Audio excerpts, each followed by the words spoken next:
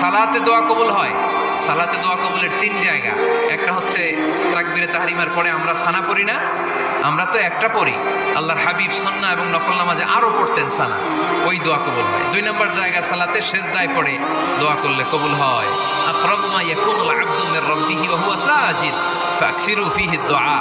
বান্দা যখন সেজদায় লুটিয়ে পড়ে, বান্দা আল্লাহর সবচেয়ে কাছে চলে যায়। কিন্তু বিশ্বনবী বলে, সেজদাটা তোমার রবের কুদরতি পায়ের উপরে পড়েছে। সেজদায় পড়ে দোয়া করে। সালাম ফিরানোর আগে বিশ্বনবী দোয়া করতেন, লা ইউসাল্লিমান্না আহাদুকুম হাত্তা ইয়াতাআওয়াযা মিন আরবা'a।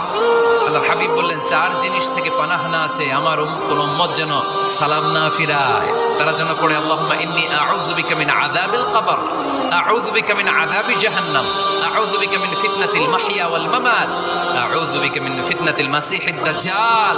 আল্লাহ কবরের আযাব থেকে বাঁচাও, আল্লাহ জাহান্নামের আগুন থেকে বাঁচাও, আল্লাহ জীবন